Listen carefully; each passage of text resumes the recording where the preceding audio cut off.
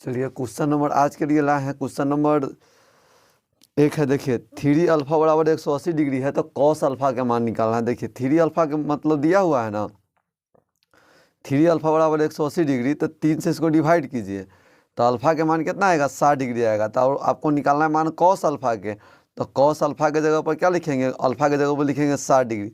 तो cos 60 degree का मान क्या होता है, 1/2 होता है। आपका सी ऑप्शन एकदम सही जवाब होगा। चलिए अगला क्वेश्चन 2 नंबर क्वेश्चन है आपके बीच।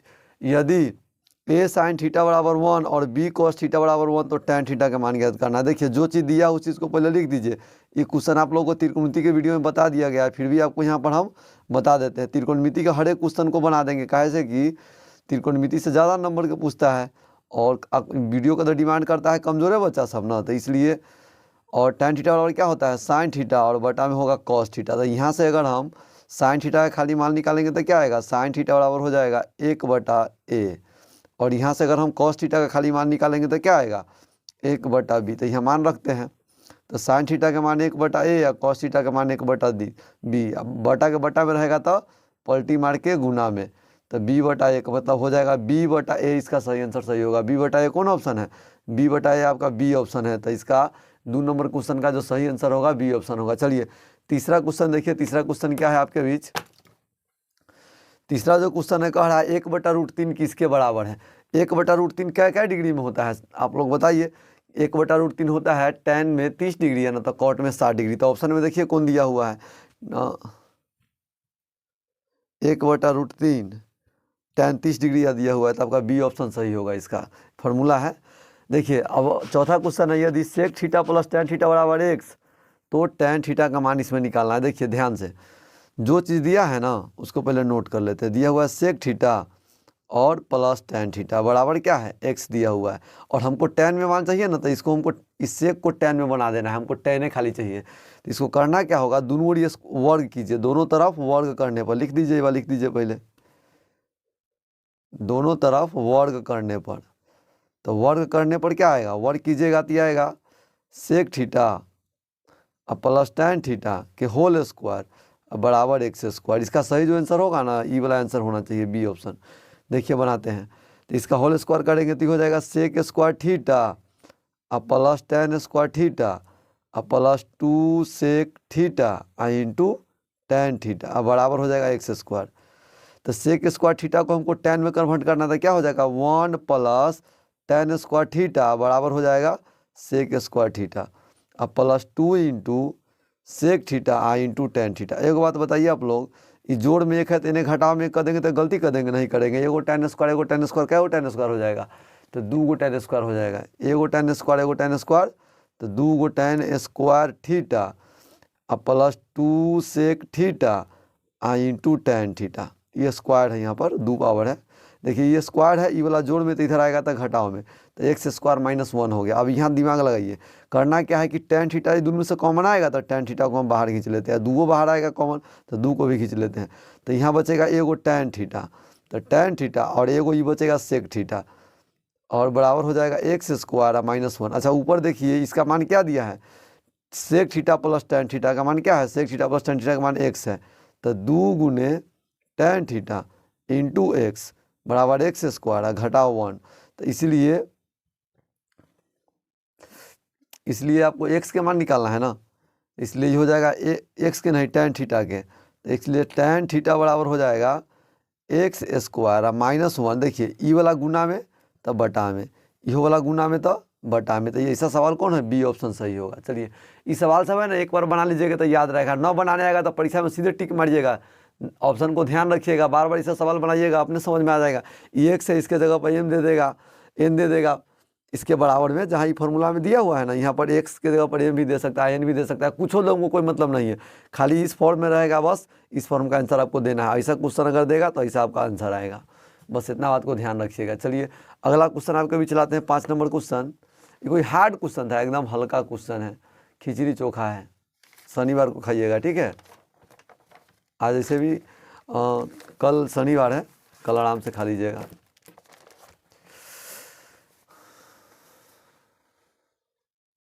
पाँच नंबर क्वेश्चन देखिए, ये दिया है tan स्क्वायर फाई या जोड़ 1/1 प्लस tan स्क्वायर फाई का मान ज्ञात करने के लिए।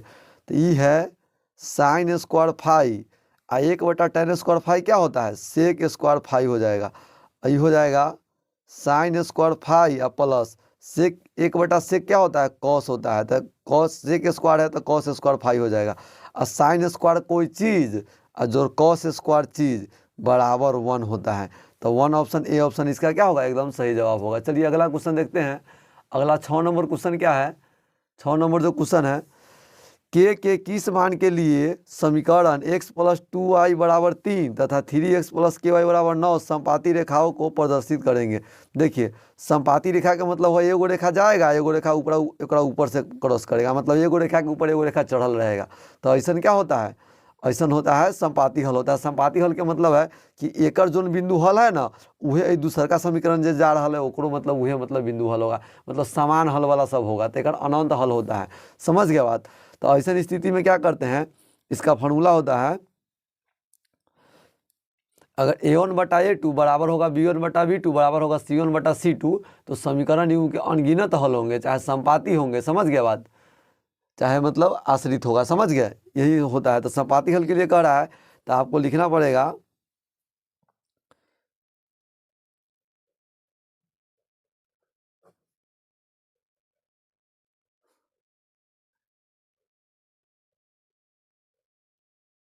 युग्म के संपाती हल है, इसलिए क्या होगा a1/a2 बराबर b1/b2 बराबर होगा c1/c2। और ध्यान से देखिए ये x में ना कुछ गुना, देखिए समीकरण यहाँ जगह नहीं है, छोड़े हम यहाँ पर लिख देते हैं बगल में, चाहे यहाँ लिख देते हैं। देखिए यह x + 2y = 3 दिया हुआ है, तो इस समीकरण नंबर 1 हो गया।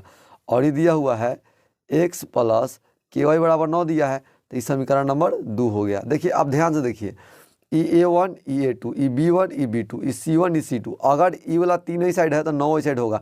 अगर इसको ही साइड लाएंगे तो इसको ही साइड लाना पड़ेगा, मतलब दोनों समीकरण को एक लेखा को बना लेना है, तब हल करना है। कांस्टेंट अगर सब दहिना साइड रहेगा तो नीचका वाला के कांस्टेंट भी दहिना साइड आपको सेट करना पड़ेगा। चलिए देखिए a1/a2 तो एक गुना में ना कुछ हो तो 1 है, तो 1 एक बटा में गुना में कितना है, एक गुना में x के गुना में 3 है, तो a2 के मान 3 हो गया।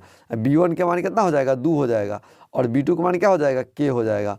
और c1 का मान कितना है, 3 है। और c2 का मान कितना है, 9 है। देखिए अब इतना पड़ा गया ना, बराबर वाला कंडीशन में एगो फ्री ऑफर है कि तो एक दोनों का हल कर लीजिए ना, तो एक दोनों को हल कर लीजिए, कोनो को हल कीजिएगा उतना ही आंसर आएगा। चलिए हम वही दोनों को हल करके दिखाते हैं। k से 1 में गुना करेंगे तो क्या होगा, k होगा, और 3 दूना 6, तो k का मान जो होगा वो 6 होगा। डी ऑप्शन आपका एकदम सही जवाब है। समझ गया बात। अब जिसको a1 a2 का मानना आता है देखने अपना समझ जाओ, अलगे पहले लिख देते हैं, जगह बच गया है, जगह बच गया है तो आप लोग के आसान कर देते हैं, यहाँ से देख के आप अपना डालिएगा। चलिए अगला क्वेश्चन देखते हैं। ये लोग ज्यामितीय शर्त आप लोग नहीं पढ़ाए थे, उसी में का ही है। चलिए अगला क्वेश्चन है आपके बीच, अगला 7 नंबर क्वेश्चन क्या है। 7 नंबर क्वेश्चन को एक बार पढ़ते हैं फिर आपको बना करके बताते हैं। यदि a1/a2 बराबर b1/b2 बराबर c1/c2, तो समीकरण निकाय ax1 by1 + c1 = 0 तथा a2x + b2y + c2 = 0 का हल कितना होगा, तो अनगिनत हल होगा। अगर तीनों बराबर होगा ना तो इसका अनगिनत हल होगा। इसका ही वही वाला इसको लिखेंगे संपाती होगा या फिर आश्रित होगा। अगर हल दिखाएगा, ग्राफ दिखाएगा तो एगो रेखा ऊपर जाएगा L1 एगो रेखा इसके ऊपर L2 आएगा, मतलब दोनों एक रेखा एक दूसरे के ऊपर मतलब पीछा करेगा, ये आगे बढ़ेगा वही रास्ता भाई पीछे पीछे दौड़ेगा, एक पीछे पीछे। समझ गया बात। 8 नंबर क्वेश्चन अब देखिए, निम्नलिखित में से कौन सा द्विघात समीकरण है। द्विघात समीकरण आपको बताएंगे, देखिए बताते हैं। द्विघात समीकरण में जो वेरिएबल मान होगा ना वो 9 रूट में होगा और 9 का घात माइनस होगा। अगर कोई संख्या रूट में अगर दे दिया है, चाहे एक का पावर माइनस में दे दिया है, चाहे 1/x दे दिया है, तो इस द्विघात समीकरण नहीं होगा। तो देखिए ऐसा संख्या देखिए जिसका घात 2 होना चाहिए और 9 रूट में होके चाहिए ना मतलब अथी में होके चाहिए, द्विघात समीकरण है। तो इसको अगर पावर गुना करेंगे तो ये 2 पावर है तो 4 हो जाएगा, होल स्क्वायर करेंगे तो ये तो होवे नहीं करेगा। इसका अगर करेंगे तो ये स्क्वायर होगा, एगो स्क्वायर वाला आएगा और 2 स्क्वायर वाला यहाँ पर है, तो ये वाला होगा, सी ऑप्शन सही होगा। इसमें देखिए एगो या रूट में दे दिया है तो ये वाला नहीं होगा। इसमें देखिए एगो बटा में दे दिया है तो ये वाला नहीं होगा, तो ये वाला होगा। समझ गया बात। तो इसका सी ऑप्शन सही है। समझ गए। वेरिएबल जो मान होगा ना उसको रूट में नहीं रहने देना है। समझे बात। चलिए अगला क्वेश्चन देखिए, अब आपके बीच है 9 नंबर क्वेश्चन। क्या नंबर क्वेश्चन सर जी? 9 नंबर क्वेश्चन।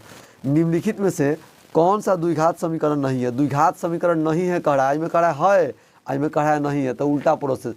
खाली रूट वाला देखिए, वेरिएबल मान रूट में होके चाहिए न तो बटा में होके चाहिए, तो जहाँ रूट में वेरिएबल मान पकड़ाएगा वही वाला नहीं होगा। देखिए ये द्विघात समीकरण नहीं है, एकड़ एकड़ घाते खत्म हो जाएगा, ये नहीं तो प्लस में हो जाएगा ना, ये माइनस है प्लस है, एक जाता था तब ना कट जाता, तो यो है द्विघात समीकरण। इसमें देखिए इसका पावर 2 है, एक होल स्क्वायर करेंगे तो पावर 4 ना हो जाएगा, तो यह वाला द्विघात समीकरण नहीं होगा। समझ गया बात?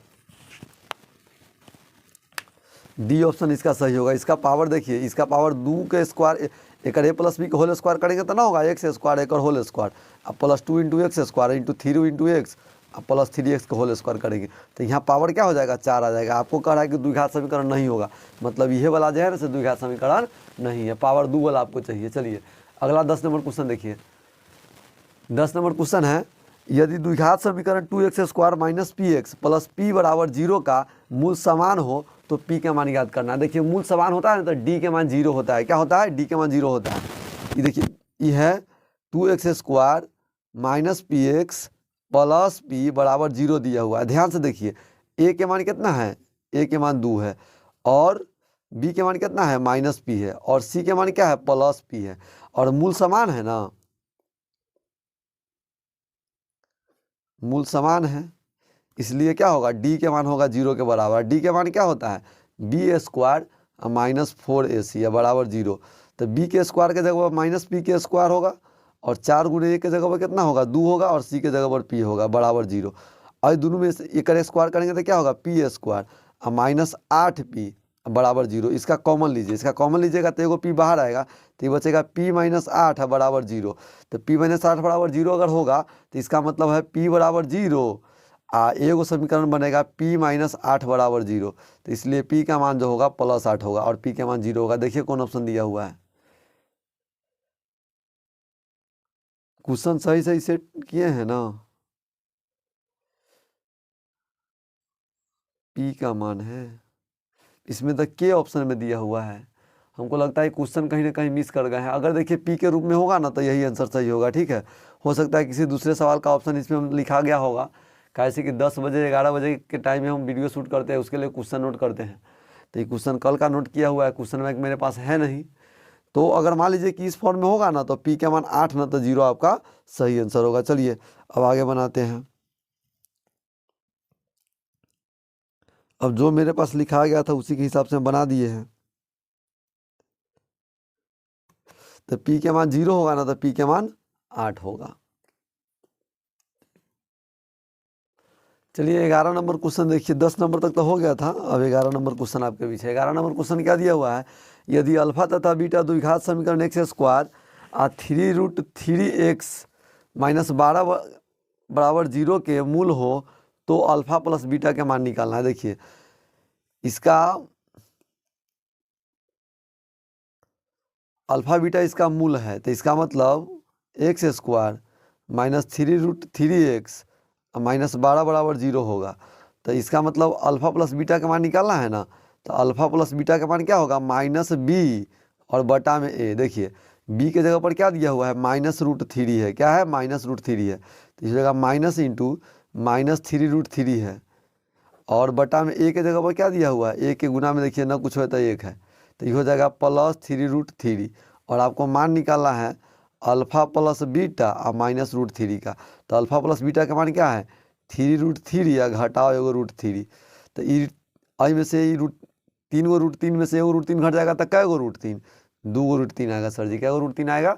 2 गो √3। आपका यही आंसर क्या होगा? एकदम सही जवाब है। चलिए अगला देखिए, ऑप्शन कौन होगा? ऑप्शन सी इसका सही होगा। समझ गया बात? चलिए अगला क्वेश्चन है 12 नंबर क्वेश्चन आपके बीच है। देखिए 12 नंबर क्वेश्चन है, समांतर श्रेणी 3 7 11 डॉट डॉट का 14वां पद निकालना है। इस एपी है, इहो एकदम फ्री के नंबर त्रिकोणमितीय की तरह। देखिए एक 14वां पद निकालना है ना, तो पहला पद देखिए क्या दिया हुआ है, श्रेणी पहले लिख लेते हैं। एपी श्रेणी है 3 7 11 11 है, यहाँ पर ही कॉमा दिया हुआ है, और डॉट डॉट डॉट। इसमें ए के मान कितना दिया है सर जी? ए के मान 3 दिया है, और डी के मान निकालना है। तो डी के मान क्या होता है? T2 - T1। तो 7 घटाओ 3 कितने होगा सर जी? 7 घटाओ 3 जो होगा वो कितना होगा? 4 होगा। क्या होगा? 4 होगा। उसके बाद देखिए इसका मतलब एन का मान कितना है? 14 दिया हुआ है, तो आपको मान निकालना 14 में 15 निकालना है, तो ये एन का मान हो गया। तो टी एन का फॉर्मूला आप लोग पढ़े हैं ना, टी एन बराबर क्या होता है? ए प्लस एन माइनस 1 आई इंटू डी। तो ए के जगह पर कहते हैं सर जी 3 है, और एन माइनस 1, तो एन के जगह पर 14 है, और माइनस 1 आई इंटू डी के जगह पर कितना है? 4 है। तो 3 प्लस 13 गुने 4, 13 चौका कितना होती है सर जी? 13 चौका 52 है सर जी, 13 चौका 52, 52 और 3 कितना होगा? 55 होगा। समझा चमन? अगर नहीं समझा तो फिर से देख लेना वीडियो को, ठीक है? चलो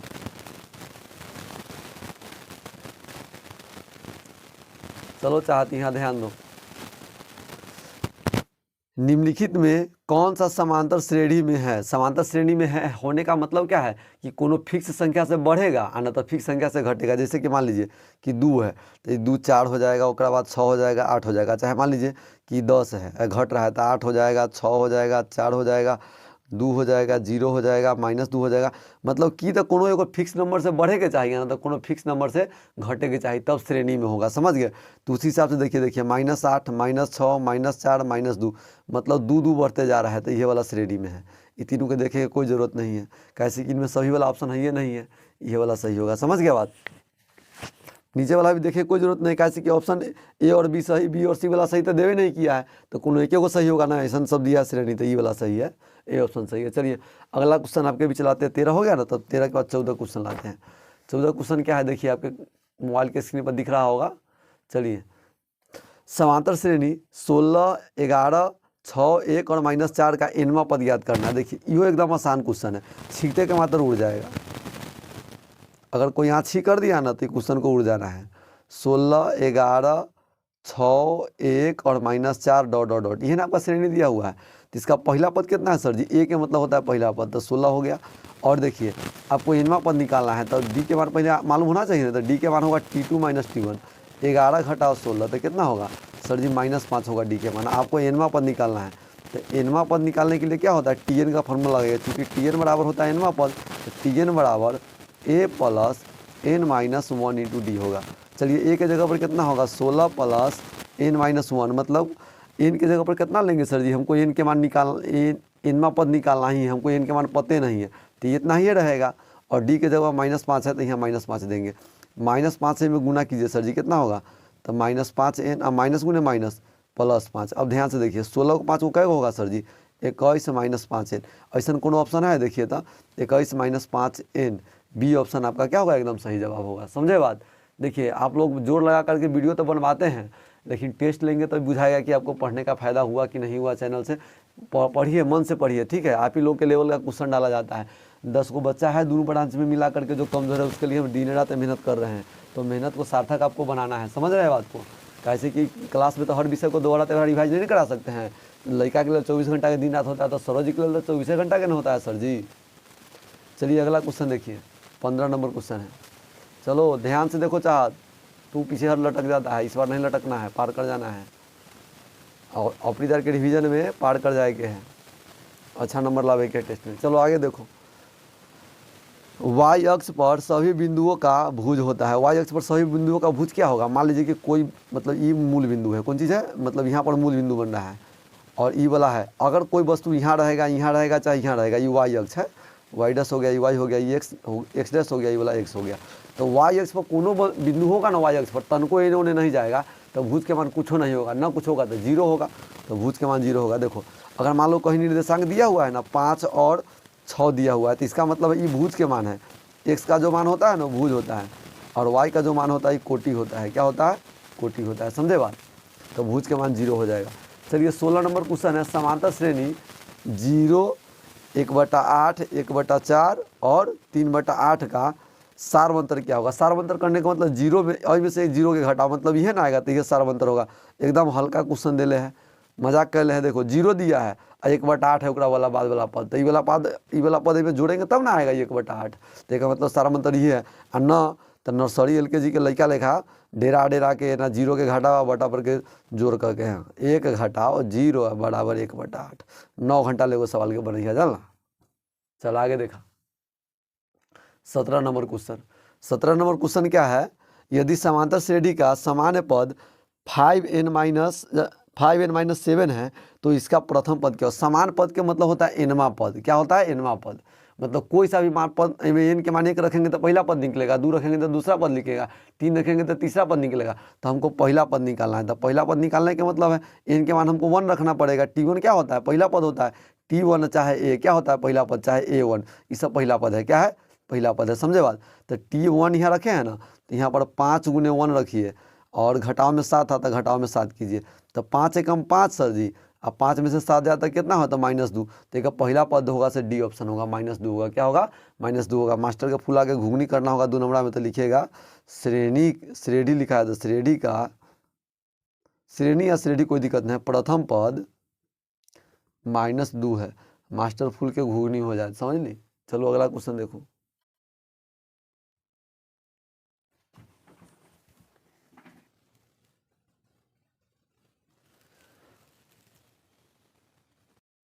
चलिए आज का 18 नंबर क्वेश्चन है, बिंदु A 0-8 और B -12 0 को मिलाने वाली रेखाखंड के मध्य बिंदु के निर्देशांक। मान लीजिए मध्य बिंदु के निर्देशांक निकालना है ना। मान लीजिए कि ये वो रेखा है जिकर ए छोड़ 0 और -8 है और B जो छोड़ कितना है? -12 और 0 है। और देखिए इसका मध्य बिंदु बीच में मान लेते हैं कोनो एगो मध्य बिंदु है जो एम है। एक निर्देशांक हमारा नहीं पता, हम इसको x और y मान लेते हैं। क्या मान लेते हैं? x और y मान लेते हैं। ये 2 नंबरा में इसे देगा तो इसे डिटेल में बनाना है, नहीं तो ऑब्जेक्टिव में रहेगा तो कहीं सॉल्व कीजिए, आंसर दीजिए। तो मध्य बिंदु के निर्देशांक निकालने के लिए पहले x1 का मान देखिए 0 है और x2 का मान क्या हो जाएगा? -12 हो जाएगा। और y1 का मान देखिए कितना है? -8 है। और y2 का मान देखिए कितना है? 0 है। तो इसका मध्य बिंदु का निर्देशांक होता है x बराबर x1 प्लस x2 और बटा में 2, और y बराबर होता है y1 प्लस y2 और बटा में 2। तो x1 के मान देखिए कितना है? 0 है। और x2 के मान -12, तो माइनस से प्लस में गुना करेंगे तो माइनस, बटा में 2, तो हो जाएगा -12 और बटा में 2। एक काटेंगे तो हो जाएगा -6। यहाँ देखिए और y का मान हो जाएगा, y1 हो जाएगा कितना? y1 हो जाएगा -8 और y2 हो जाएगा 0 और बटा में 2, तो हो जाएगा -8 और बटा में 2। कितना हो जाएगा? चलिए डिवाइड करते हैं, कितना होगा? -4 हो जाएगा। सर जी कितने होगा? -4। आप लोगों को दिखा नहीं? चलिए देखिए ध्यान से। y1 के मान यहाँ रख देंगे, y2 का मान यहाँ रख देंगे, जोड़ के 2 से भाग कर देंगे तो -8 में 0 जोड़ेंगे तो -8 ना। 0 के साथ जुड़ जाए चाहे घट जाए कोई फर्क नहीं पड़ता है। ठीक है। x1 प्लस x2 है तो देखिए ई -12 है, तो माइनस से प्लस में गुना करेंगे तो क्या होगा? माइनस होगा। अगर माइनस से कोनो चीज़ में अगर गुना करते हैं तो वो चीज़ का चिन्ह पलट जाता है। जोड़ रहेगा तो घटाओ, घटाओ रहेगा तो जोड़ हो जाएगा। तो इसलिए मध्य बिंदु का निर्देशांक जो होगा से कितना हो जाएगा? निर्देशांक के लिए 3 को पाई देते हैं। ठीक है। तो एक्स वाई है तो एक्स का मान कितना आ गया? -6 और वाई के मान 4। और मास्टर को फुला के कर देना है घुगनी। तो करना क्या है? लिखिए